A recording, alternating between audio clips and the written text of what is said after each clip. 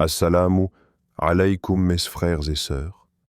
Maintenant, respire profondément et écoute avec ton cœur.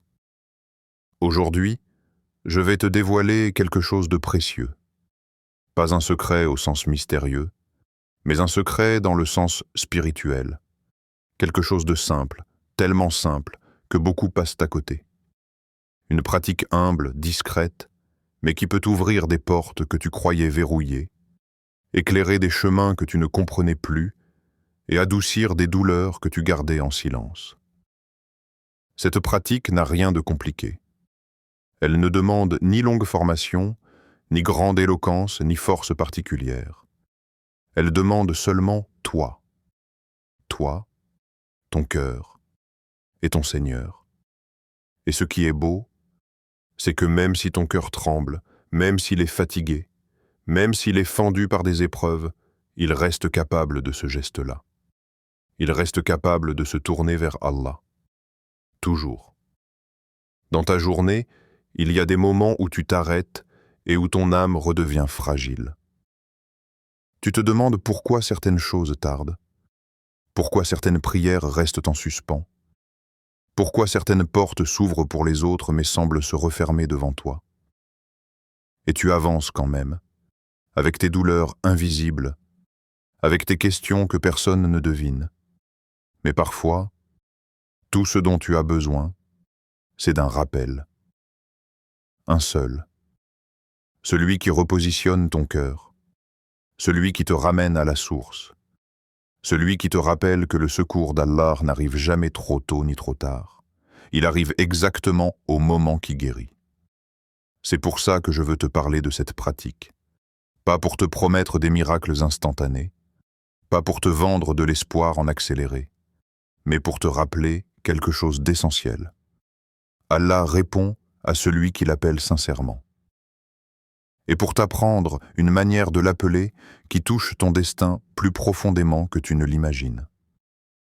Cette manière, elle commence au moment où tu poses ton front contre la terre. À cet instant précis où tu cesses d'être distrait par le monde et où tu t'abandonnes totalement à ton Créateur. Ce moment-là, ce sujoud est une porte vers la paix, vers la guérison, vers la lumière, vers la facilité, vers la certitude. Mais cette porte, beaucoup la traversent sans la voir. Ils posent leur front, mais leur cœur ne descend pas avec eux. Ils accomplissent le geste, mais pas l'abandon. Ils récitent les mots, mais pas la présence. Et toi? Toi, tu vas apprendre à entrer dans cette porte différemment. Tu vas apprendre à faire un sujoud qui parle, un sujoud qui demande, un sujoud qui pleure, qui espère, qui se répare. Un sujoud où tu répètes certaines paroles, où tu déposes certaines charges, où tu laisses Allah réécrire ce que tu ne comprends plus. Avant de commencer, laisse-moi te dire quelque chose d'important. Reste vraiment jusqu'à la fin, car il y a une surprise spirituelle qui t'attend, une petite lumière que j'ai laissée pour toi et qui pourrait changer ta façon de vivre ton sujoud. Et si ce rappel te parle, je t'invite à t'abonner, à écrire un mot ou une phrase dans les commentaires. Quelque chose qui vient de ton cœur, peut-être un besoin, un espoir, un nom d'Allah que tu veux invoquer, et à partager cette vidéo avec ceux qui ont besoin d'un souffle nouveau dans leur vie. Chaque partage, chaque mot, chaque intention peut être une aumône qui pèse lourd dans l'au-delà. Il y a dans le sujoud une proximité que tu ne trouveras nulle part ailleurs. Tu touches la terre, mais ton âme s'élève. Tu t'effaces, mais ton invocation prend de la force. Tu deviens petit devant Allah, et c'est précisément là que ta voix devient immense dans les cieux. Et ce que je vais te partager aujourd'hui est une manière de vivre ce moment d'une intensité que tu ne soupçonnais pas. Alors prépare ton cœur. Les mots qui arrivent ne sont pas compliqués, mais s'ils sont appliqués avec sincérité, ils peuvent changer quelque chose en toi. Reste attentif. La suite est la clé. 1. La clé, la certitude du cœur. Il existe dans la vie du croyant un trésor silencieux, souvent négligé, souvent oublié, mais qui possède un pouvoir immense, la certitude du cœur. Pas la certitude que l'on prononce avec la langue, pas la certitude que l'on affiche devant les gens, mais la certitude qui vit profondément dans la poitrine, là où personne ne voit, sauf Allah. Quand tu demandes à Allah, regarde la manière dont ton cœur se comporte. Parce que la langue peut dire « Ya Rab », mais le cœur, lui, peut dire autre chose. Il peut trembler, il peut hésiter, il peut douter, parfois même sans que tu t'en rendes compte. Et pourtant, la clé est là, dans ce cœur, dans cette petite étincelle que l'on appelle al-yakin, la certitude. Quand tu demandes à Allah, ne lui demande pas comme quelqu'un qui espère vaguement. Demande-lui comme quelqu'un qui sait, comme quelqu'un qui revient à sa source, comme quelqu'un qui a confiance en son Seigneur plus qu'en lui-même, plus qu'en son intelligence, plus qu'en ses plans, plus qu'en tout ce que le monde peut offrir ou retirer. La certitude, ce n'est pas un mot, c'est une lumière intérieure qui change tout. Une lumière qui, lorsqu'elle s'allume dans le cœur, transforme la vision du monde, la manière de vivre les épreuves, la manière de se tenir devant Allah. Cette lumière ne se fabrique pas avec les mains. Elle ne s'apprend pas simplement avec la langue. Elle se construit par l'expérience, par la sincérité, par la confiance, par les chutes, par les prières à voix basse, par les larmes silencieuses, par les moments où tu n'avais personne d'autre qu'Allah. La certitude, al-yakin, c'est cette sensation profonde que ce que tu demandes existe déjà dans le décret d'Allah. Pas peut-être, pas possiblement, déjà. Comme si Allah avait déjà écrit dans ton histoire ce que tu lui demandes, et qu'il ne manque que l'instant choisi pour que cela descende dans ta réalité. Une seule seconde, un seul « soit », et tout bascule. Imagine un instant.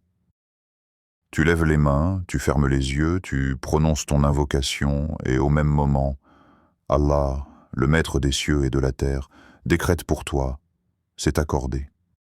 Rien n'a encore changé autour de toi, mais tout a déjà changé dans le décret.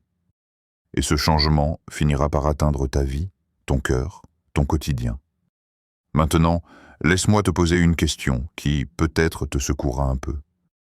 Quand tu invoques Allah, crois-tu réellement que ta demande est entendue?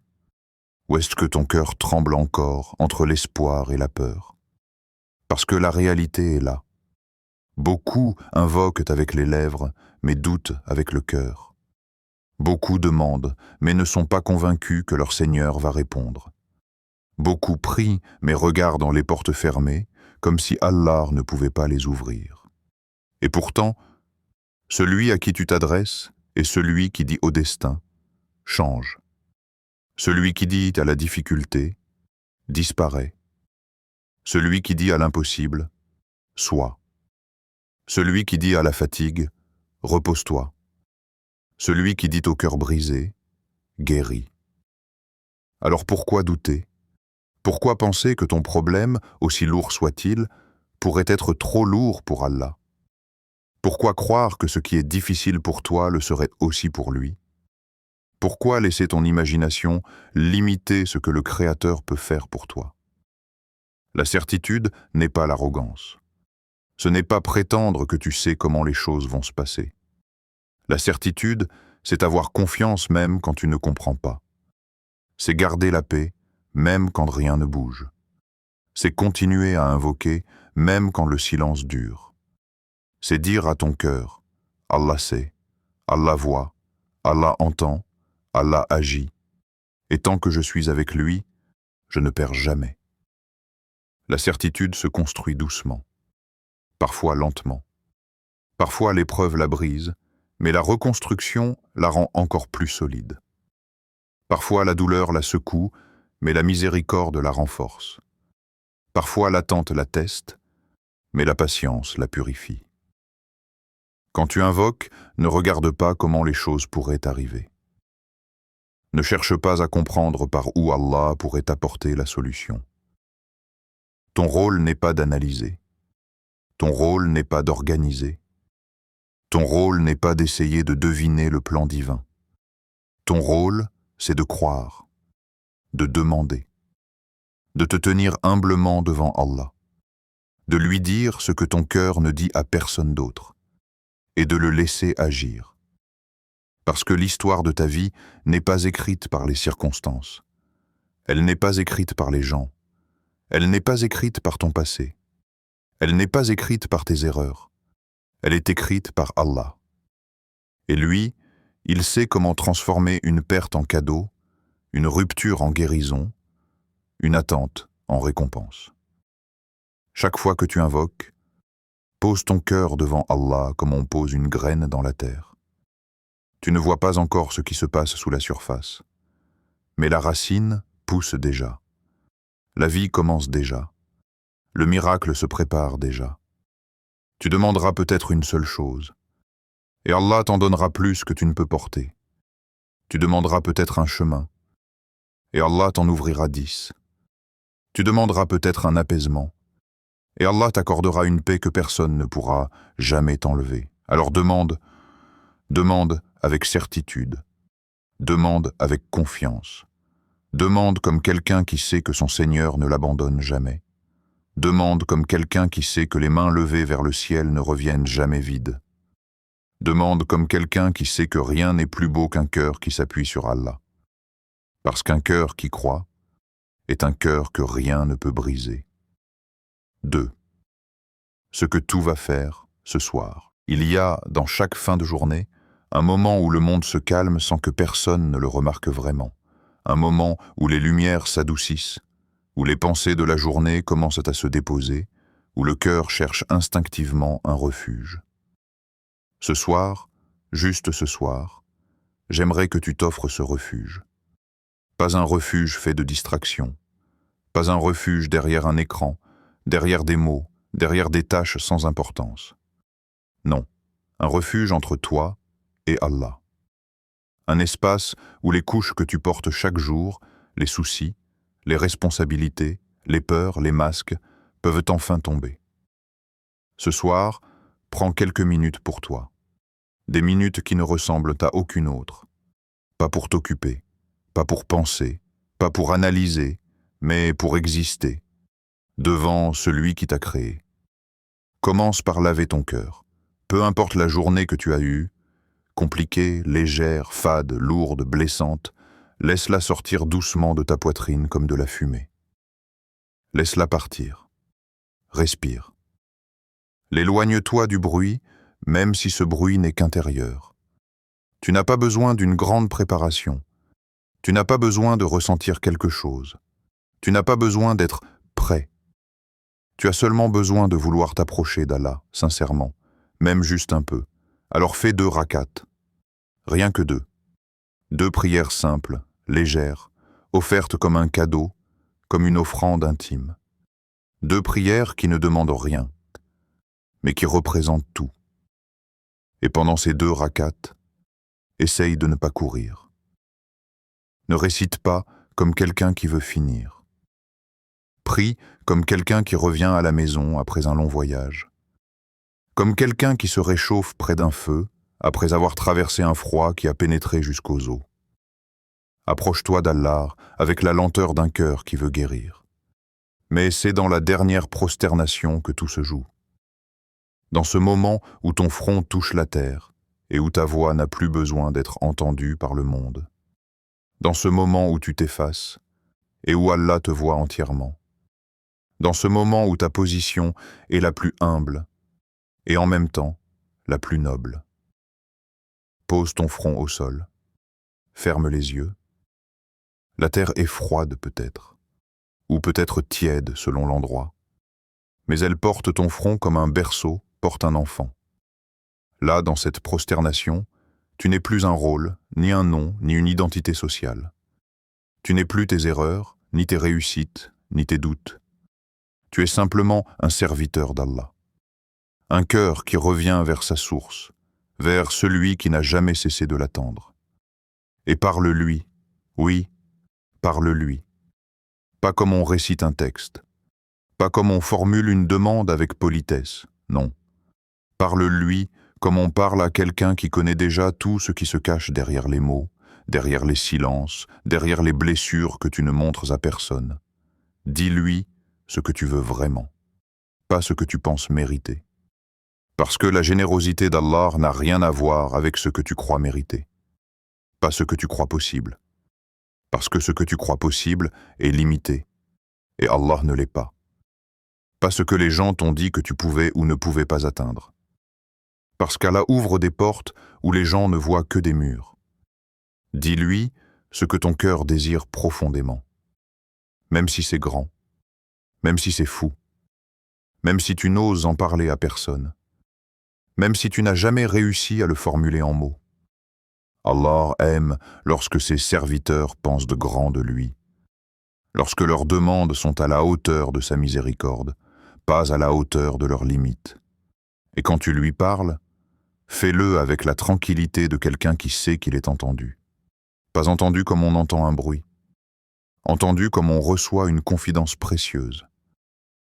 Comme si chaque mot que tu prononçais était recueilli, protégé, enveloppé de lumière. Ressens intérieurement que ta demande est déjà en train d'être écrite pour toi. Pas qu'elle sera écrite, qu'elle l'est déjà. Comme si ton invocation tombait dans un océan d'acceptation dont tu ne vois pas encore les vagues atteindre le rivage de ta vie. Tu sais, il y a un monde entre dire « j'espère qu'Allah va me répondre » et dire « Allah va me répondre ». Ce monde, c'est la certitude. Et Allah aime la certitude. Dans cette prosternation, imagine que tout ce qui te bloque commence à se dénouer, que chaque nœud se relâche, que chaque peur se dissout, que chaque poids se transforme en lumière. Tu n'as rien à faire d'autre que te laisser aller. Tu n'as rien à forcer. Tu n'as rien à prouver. Le prophète nous a enseigné que le moment où le serviteur est le plus proche de son Seigneur, ce n'est pas lorsqu'il réussit, ni lorsqu'il est applaudi, ni lorsqu'il est visible, ni lorsqu'il se sent fort. C'est lorsqu'il est prosterné. La tête au sol, le dos courbé, le cœur ouvert, les murs intérieurs brisés, parce que c'est dans ce geste que l'âme s'abandonne. Et Allah élève ceux qui s'abandonnent sincèrement. Tu peux pleurer, tu peux sourire, tu peux rester silencieux, tu peux répéter la même phrase encore et encore. Il n'y a pas de bonne ou de mauvaise manière. Ce qui compte, c'est la vérité de ton cœur. Peut-être que dans cette prosternation, tu ressentiras quelque chose. Une chaleur, un apaisement, une réponse intérieure. Ou peut-être rien du tout. Et tu sais quoi? Les deux sont des réponses. Parce que parfois, Allah met un sentiment dans le cœur. Et parfois, il met une patience dans le cœur. Et parfois, il met un calme que tu ne remarques qu'en te relevant. Ce soir, fais ces 2 rakats, mais fais-les comme si elles étaient les plus importantes de ton moi, comme si elles portaient ta guérison, comme si elles étaient ton message secret à Allah, comme si elles étaient ton rendez-vous intime avec la miséricorde. Parce que peut-être, juste peut-être, c'est dans cette prosternation que ton histoire commence à changer. 3e, une routine quotidienne pour attirer la miséricorde. Il y a, dans la lumière du matin, quelque chose que les cœurs sensibles comprennent avant même que les mots ne se forment. Une fraîcheur particulière, une douceur qui ne vient ni du vent ni de la température, mais d'un secret plus ancien que le temps lui-même. La miséricorde descend à l'aube comme une pluie invisible. Et celui qui se tient éveillé pour Fajr, même s'il a le cœur fatigué, même s'il ne sait pas quoi demander, même s'il ne possède que quelques paroles tremblantes, celui-là touche une porte que beaucoup ne voient même pas. Alors, quand ton front se relève après Fajr, ne te précipite pas pour retourner aux obligations, ne laisse pas le monde reprendre ta respiration tout de suite. Prends juste 1 minute, une seule. 1 minute que tu vas offrir à celui qui t'a donné toutes les minutes de ta vie.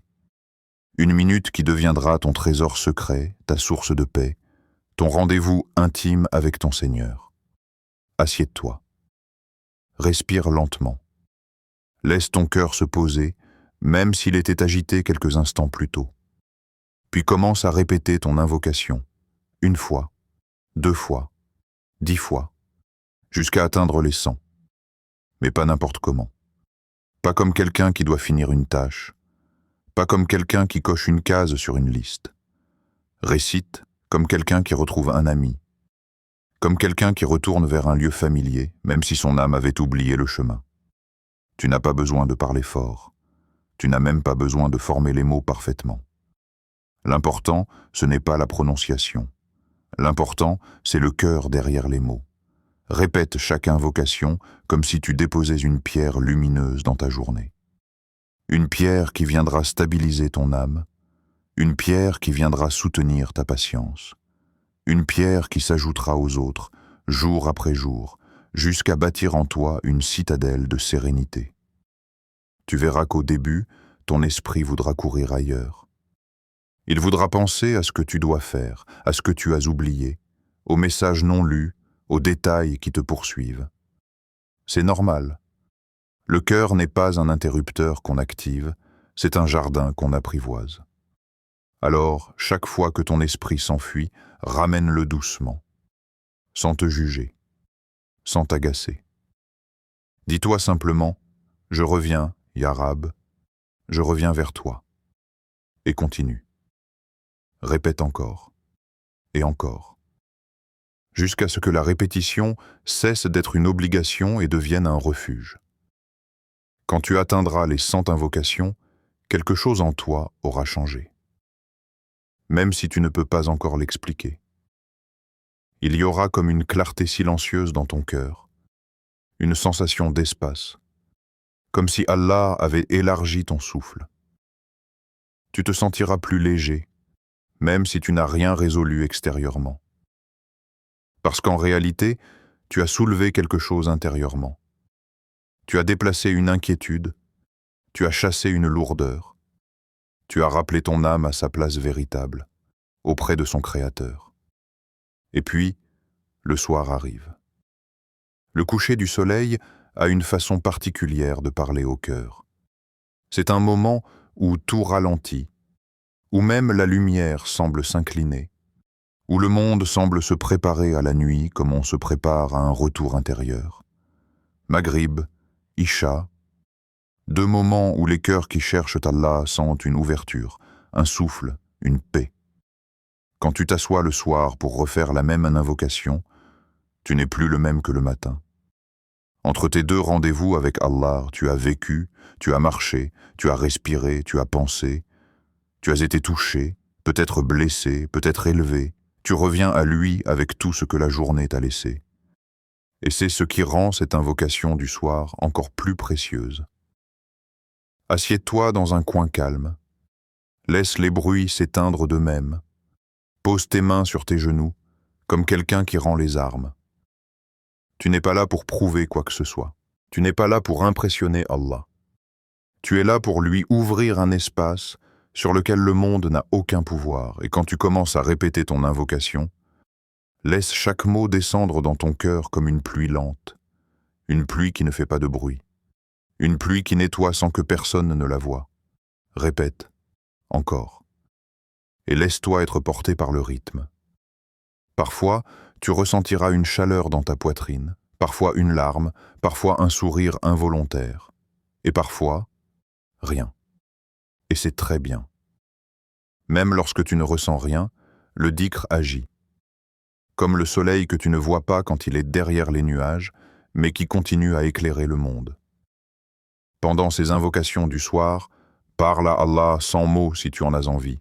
Dis-lui, « Ya Rab, tu vois ce que je ne dis pas. » Ou « Ya Allah, je ne sais même pas comment demander, mais toi tu sais ce qu'il y a dans mon cœur. » Il n'y a pas de bonne ou de mauvaise façon. La seule erreur serait de croire que tu n'es pas entendu. Quand tu répètes ton invocation du soir, imagine que tu ranges ta journée dans les mains d'Allah. Imagine que chaque mot efface une fatigue, transforme une peur, repousse un mal invisible. Tu n'as pas besoin de comprendre comment cela fonctionne. Les miracles d'Allah ne se comprennent pas, ils se vivent. Puis il y a cette phrase qui, lorsqu'elle est dite avec sincérité, change la direction entière d'un destin. Ya Rab, je te fais confiance. Dis-la avec ton cœur, pas seulement avec ta langue. Dis-la comme quelqu'un qui a essayé de porter seul son fardeau, qui a essayé de tout comprendre, de tout contrôler, et qui réalise enfin que le repos se trouve dans l'abandon à Allah. Ya Rab, je te fais confiance. Ce sont seulement 4 mots, mais ils pèsent plus lourd qu'un océan. Ils contiennent toutes les blessures, toutes les attentes, toutes les déceptions, toutes les prières. Ils contiennent la fatigue et l'espoir, la peur et la foi, la faiblesse et la certitude. Et quand tu les prononces, les anges les soulèvent, les portent, les emportent jusqu'à celui qui n'oublie rien, celui qui ne se trompe jamais, celui qui n'abandonne jamais un cœur sincère. Continue cette routine. Pas pour obtenir quelque chose immédiatement, pas pour tester Allah, mais pour purifier ton cœur de tout ce qui t'empêche de voir sa présence dans ta vie. Le matin, tu sèmes. Le soir, tu arroses. Et entre les deux, Allah fait pousser. 4e, lorsque la foi est forte, la vie change. Il existe un secret que beaucoup de croyants connaissent, et pourtant négligent chaque jour. Un secret qui n'est pas caché, mais que les cœurs fatigués oublient, que les esprits distraits négligent, que les âmes blessées sous-estiment, la force de la foi. Lorsque la foi s'installe réellement dans un cœur, ce cœur ne vit plus comme les autres. Il ne tremble plus devant les événements. Il ne s'éteint plus à cause des pertes. Il ne s'effondre plus sous la peur. Il ne dépend plus des apparences, car ce cœur-là a compris que tout, absolument tout, dépend de celui qui ne connaît ni limite, ni fatigue, ni incapacité. Allah le Très-Haut. Et toi, combien de fois as-tu laissé une difficulté te faire croire que tu étais seul? Combien de fois as-tu regardé un problème en te disant « je ne vois pas d'issue » ? Combien de fois as-tu considéré ta situation plus lourde que sa puissance? Parfois, sans t'en rendre compte, tu limites Allah dans ton esprit. Comme si ce qui te dépasse pouvait aussi dépasser celui qui a créé les cieux et la terre. C'est pour cela que le premier principe de la foi est simple mais essentiel. Ne limite jamais ce qu'Allah peut faire pour toi. Tu ne peux même pas imaginer ce qu'il peut changer en un seul instant, un seul décret, un seul « soit ». Il dit dans le Coran, quand il veut une chose, il dit « soit » et elle est. Cette simple phrase devrait suffire à briser toutes tes peurs, à effacer tout tes « comment », tout tes « est-ce possible », tout tes « et si ça échoue ». Car quand Allah veut une chose, la réalité obéit, le destin obéit, les circonstances se plient, les portes se déplacent, les cœurs se transforment, les possibilités surgissent là où tu ne voyais que du vide. C'est ça la différence entre vivre avec la foi et vivre sans elle. Quand ton cœur croit sincèrement, quand il s'en remet réellement à Allah, il n'est plus affecté de la même façon par les événements. La douleur reste douleur, mais elle ne mène plus au désespoir. Les épreuves restent des épreuves, mais elles deviennent des ponts. Les obstacles restent des obstacles, mais ils deviennent des moyens d'avancer autrement. La foi ne supprime pas la difficulté. Elle change la manière dont tu la portes. Et il y a quelque chose encore plus beau. Quand la foi grandit, la vie change, même si les circonstances restent les mêmes, parce que le changement commence d'abord à l'intérieur. Quand tu crois, quand tu persévères, quand tu remercies, Allah t'accorde ce qui dépasse ton imagination. Tu penses demander un simple chemin, il t'offre une route entière. Tu penses demander une issue, il t'accorde une délivrance complète. Tu penses demander une chose, il t'en donne 10. Et tout cela ne dépend pas de ta force, ni de ta stratégie, ni de ta perfection. Cela dépend de ta foi. La réalité est simple. Tout ce qui t'arrive est entre les mains d'Allah. Pas entre les mains des gens. Pas entre les mains du destin aveugle. Pas entre les mains du hasard. Entre les mains d'Allah. Alors comment douter de celui qui dirige tout avec sagesse, qui donne sans compter, qui pardonne sans reprocher, qui élève sans limite? Quand ta foi sera solide, tu verras des choses que tu ne pensais même pas possibles. Tu verras les portes fermées s'ouvrir sans bruit. Tu verras les chemins s'élargir devant toi. Tu verras des opportunités te chercher alors que tu pensais qu'on t'avait oublié. Tu verras des craintes disparaître comme de la poussière soufflée par le vent. Tu verras ton cœur goûter une paix que personne, absolument personne, ne pourra t'enlever. Parce qu'Allah, quand il donne la paix, il la donne de manière à ce qu'aucune main humaine ne puisse l'effacer. Tu sais pourquoi? Parce que la paix qu'il place dans les cœurs n'est pas une émotion, c'est une lumière. Une lumière qui traverse les pensées, apaise les tempêtes, guérit les blessures. Une lumière qui rend supportable l'insupportable, douce l'amertume, légère la lourdeur.